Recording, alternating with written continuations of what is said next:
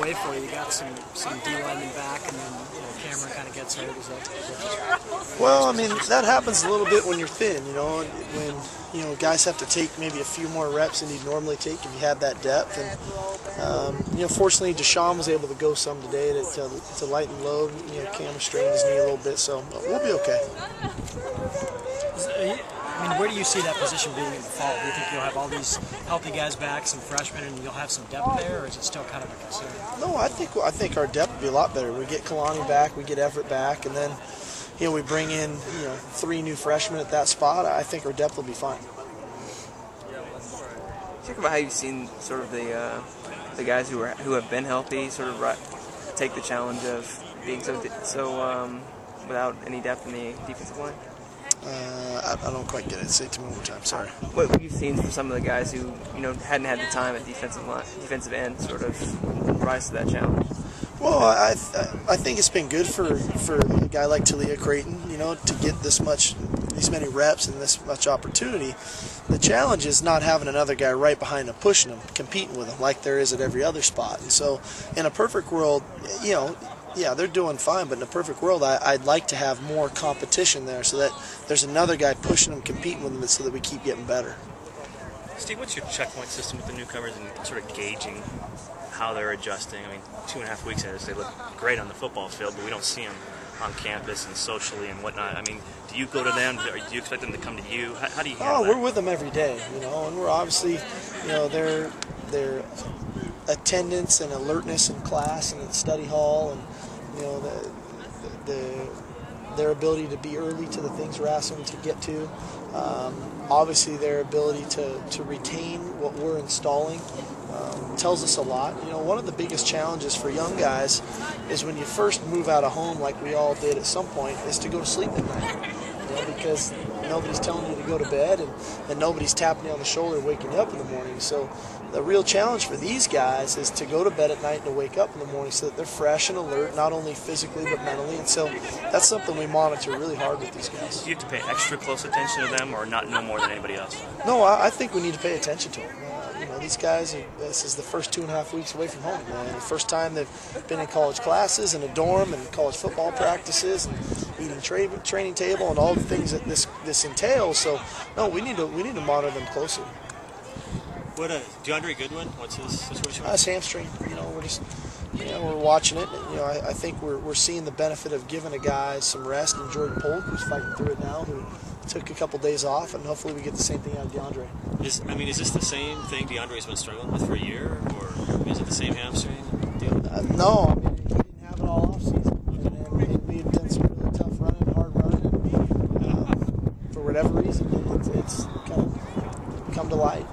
We've done the same stretch routine that we do when we're doing our conditioning program as we do on the field now. So it just came up. Is True any closer to returning, seeing some action this spring? I don't know. We're not pushing him real hard. We've got good depth at the corner spot, and I want to make sure he is 100% before we get him back out here. That his deal is not about what True can do. It's about making sure he's healthy as we hit this off season and into the fall camp. So I'm not sure what we'll get out of him. Hopefully we get something in the last 2 weeks or so, but we'll see. With Cody Bruns now on run, is that actually an upgrade? Is he actually? Yeah, they're able to let him run around and do some things. He obviously still can't have contact, but I think he's a lot closer. But again, any time it's a head injury, we're going to monitor that thing really closely. It's just not worth it. So we're going to monitor it closely and take the proper precautions. When the doctors say it's a go, it's a go. Is there a pecking order at tailback right now at all? No, we're letting those guys roll. Those 3 guys are really getting the carries right now, and we're letting them roll. And it's fun to watch them battle and compete and see what some guys can do well and can't do well. It's interesting to watch the young guys on the goal line for the first time today and what their pad level was like. I think we can coach that up even more and get them lower, get them behind their pads, and just continue to grow as the competitive nature of practice grows. I thought this might have been our most competitive practice, really intense. As installation is really slowing down, I think we're going to start to see all 3 of those guys play even faster football. Did it start out that way? It seemed like you guys really had to kind of jump on them a little bit early. Well, it's almost halftime. We're through 7 practices now, We've been in full pads now for a few days in a row, and as coaches and as players, you can look around and you can think, well, it's just another one. Well, there's never just another one. And we try to pride ourselves. It doesn't matter what we're wearing. It doesn't matter what the weather's like. We only know how to practice one way, and that's 100 miles an hour. And we just wanted to make sure that that's the way we were going to go again today. So you say 3, so is Demetrius not part of that? Well, we gave those 3 guys the bulk of the carries today. They carried the ball every time.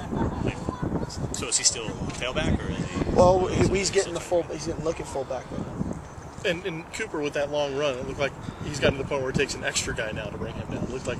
Well, in Coop's defense, that was his 6th straight carry on that series, and it was pretty physical running, and he got out, and Q had a nice angle and made a good play. Looks like Coach Martin got it too. Oh, did Coach Martin? Yeah, I lost sight of it. When it took off, I thought to myself, I knew the next series was starting back down here, and I'm too old to run all the way down there and back again. So, I may have missed it early, but Coach, what was your assessment, first impression of the game film you saw it on Saturday? Well, I thought we did some nice things. We did some things that were good. I thought our effort could be even better. I thought we could play with more of a relentless effort. Where our guys are really playing with their hair on fire. And so that's something we assessed with our guys. I like the composure again after looking at the film. Our 2 young quarterbacks, they weren't perfect, but their composure was there. They weren't just rattled. You got to learn not to take sacks, and that's just part of the maturation process of the position. And we need to be more physical and stout up front on the defensive line. And I think that showed up again today. And I know, Coach Holt and Coach Nansen are on it, and we'll get better. How hard is it to kind of straddle all of those things, knowing that arguably your number one goal is to try to get out of here healthy? Well, our number one goal is to get out of here better. Realistically, we got to be a better football team, than we were when we started spring ball. At the end, I want to be a better football team. I want us understanding our schemes better. I want us understanding what it's truly like to play with great effort every snap, to be relentless, and I want our efficiency on both sides to be there. When there's opportunities to make our plays, we got to make them.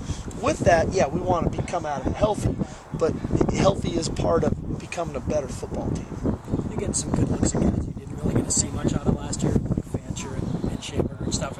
Do you feel pretty comfortable with what they can give you after watching them? Well, I think so. I think, for those guys especially, this next week is important. As we talked about, the installation is really slowing down. And so now we can go back to those first 3-4 days of install and really hone in on the fundamentals and the techniques and the nuances of the calls to see if they can take the next step and start to play even faster. And that's a challenge for a guy that hasn't been playing and now has been in it now for 7 practices. You see those guys as real contributors? Oh, I think so. I like what they're doing. We just got to assess when we get everybody back in the fold what it looks like. And is there the backup quarterback thing right now? Does anybody have a lead on that? No, I'm not even worried about it. Steve, when you watched the film, was there anybody that really showed up that maybe you didn't see live? Oh, I liked what Nate Fellner brought. I thought he brought a real physical nature to the scrimmage. Was confident, was playing fast football. He's one guy that really stood out to me. When you talk about Nate, is he having to kind of find a 3/4 switch? Because he seems like he's either 100% in. That's what he is, and I don't mind that. That's mostly what great ones are like. That's how they play. Could you talk about the emergence of Alvin Logan and how he's doing out there? Yeah, he's doing a nice job. It's a new position, and it's a little bit different for him, and he's in a nice competition with some other guys, and he obviously has the athleticism where he can grow. It's just a matter of the consistency factor and the efficiency factor, like I talked about. When he has opportunities to make his plays, we want him to continue to make them. You said athleticism. What are some kind of other qualities you saw in him that made you think linebacker? Well, obviously he has the stature that fits the mold, but for us in our scheme to play linebacker, you've got to be athletic. You've got to be able to run. You've got to be able to shed blocks and come over the top and rush the passer. And he did it again today. He came off the edge on a blitz and got a sack. So he shows the right qualities. How's Matt Houston doing in that? Yeah, I thought he did pretty well in the scrimmage, and he's coming. They're a little bit different type of player.